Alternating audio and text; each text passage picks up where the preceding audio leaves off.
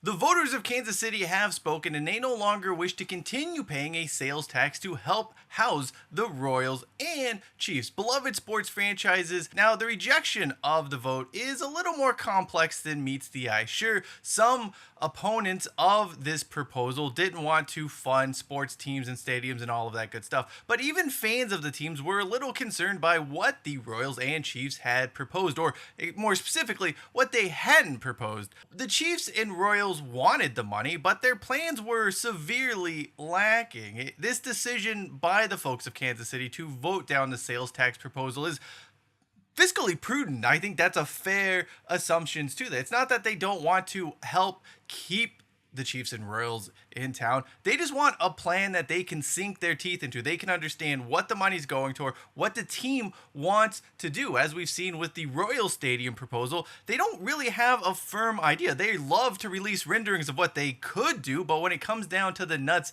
and bolts, well, things are just not holding together. What was the response of both teams having been defeated at the ballot box for their preferred proposal? Did they accept the results and move on? Did they say, hey, maybe we just should try this ourselves and get funding ourselves and make this work so we can stay in the city that we love and that loves us back? Nope, instead, we're already getting veiled threats. Both teams, by the way, have been coyly hinting at, well, if this doesn't get passed, I don't know if we're going to stay in Kansas City. A total bullshit move if there ever was one. And again, in the aftermath of losing this vote, the same things have been happening. You get a lot of sort of vague, mysterious, just they want to cause uncertainty. They want people to believe that they could leave town.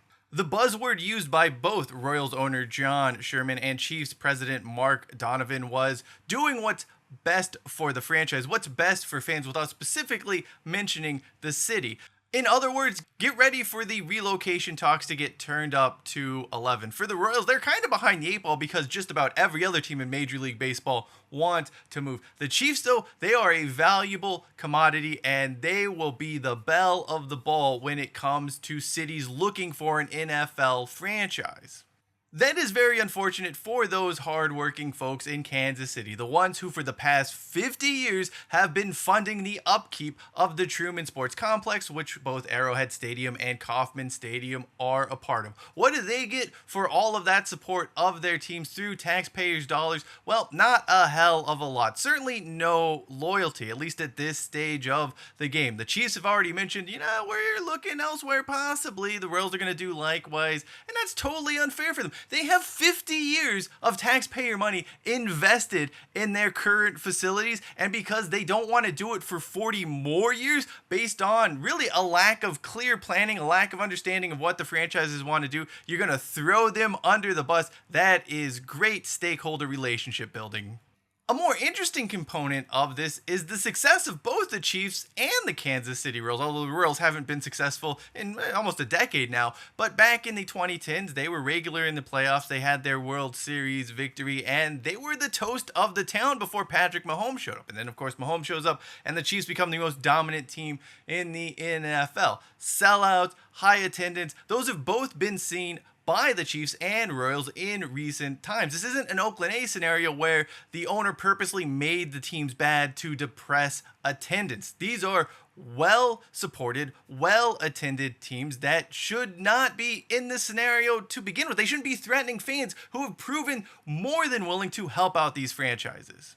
More importantly, though, since the Dallas Texans moved to Kansas City, and since Kansas City was granted an expansion franchise in the aftermath of the Athletics leaving town, by the way, giving a team that loses a city a team to replace that, kind of a novel concept, Major League Baseball, or maybe not. Anyway, over the time the two teams have been in Kansas City, their franchise values have skyrocketed. Their profits have skyrocketed. They are making money hand over fist, yet they don't want to pay for their new stadium. They don't want to cover everything. They don't want to, find the funding themselves. They want the taxpayers to keep paying into these stadiums. And then when it comes time to actually submit that proposal, though, they don't want to actually give the details. They don't want to really just make it seem as if they know what they're doing. And make no mistake, I don't think they really know what they're doing. They just want the funds, and then they want to spend the funds how they see fit. In particular, the Royals on that regard.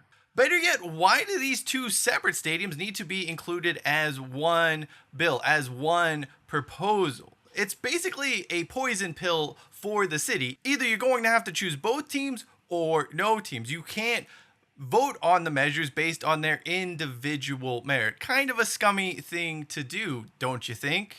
Especially in the case of the Royals, who aren't even building out at Truman Sports Complex. They want a new stadium downtown. There's no need to keep these two proposals together then if they're not at the same site. There's really nothing connecting the Royals and the Chiefs apart from they both want to use the same pool of money. But certainly you could vote on both separately. Although, again, the teams of Kansas City didn't want to do that. They really just wanted to gerrymander the vote into a more favorable conclusion, although, as we now know, that did not happen.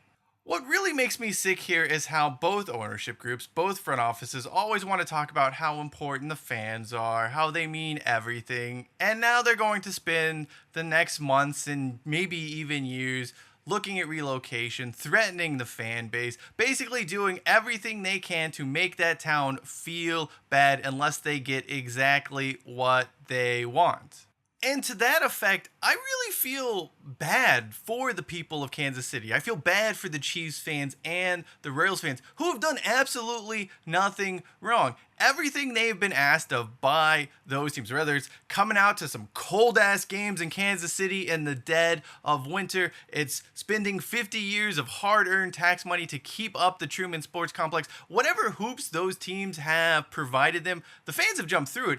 And now all of that effort, all of that work, the past 50 years is being brushed aside because they want more. It's absolutely ridiculous. And why did they have to go to the, well, we're going to explore all of our options card? Why not commit to the town? If you really love the town, you really care about Kansas City, you can commit to it now and work out the solution. We just saw this in Washington, D.C., where Ted Leonsis and the Wizards ownership group just was like, hey, we're moving to Alexandria, blah, blah, blah. But everyone realized that, hey, it was kind of a massive mistake to do that. It was kind of a massive mistake to announce that move. And then the city of Washington, D.C.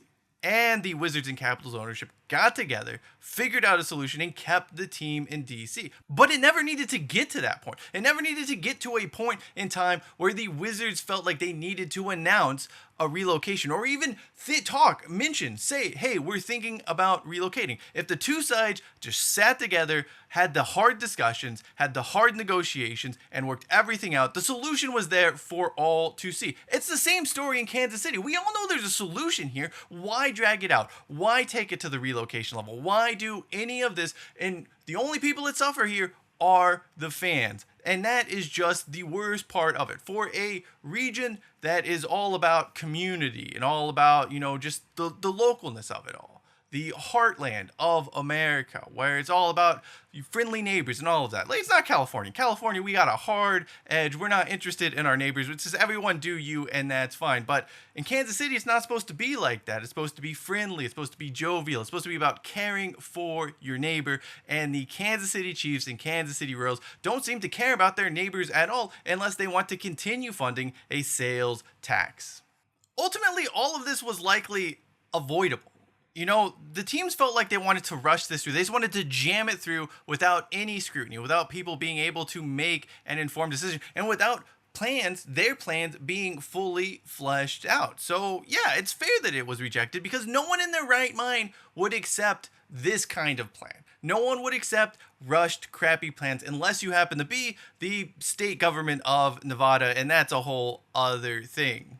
Better yet, why not have discussions with the people of Kansas City? The ones who are actually going to be stakeholders via their taxpayer dollars in these new stadiums. See what they think. See what they're interested in. See why they may have voted no. No grassroots efforts were undertaken here. I mean, the teams will say they tried to do that, but let's be real. How many different sites did the Royals pick? How many different renderings did they have? None of that was ever done with the community in mind. It was always, what do the Chiefs want? What do the Royals want? It doesn't matter what fans want. And now that mindset is going to continue on with the threat of relocation, rather stated or implied, because it's most likely going to be both down the road depending on how things play out. It's just stupid. It's stupid we have to deal with it. And it's especially stupid that a sports market as good as Kansas City is now having to go through this. They've done everything asked for them, and even that wasn't enough.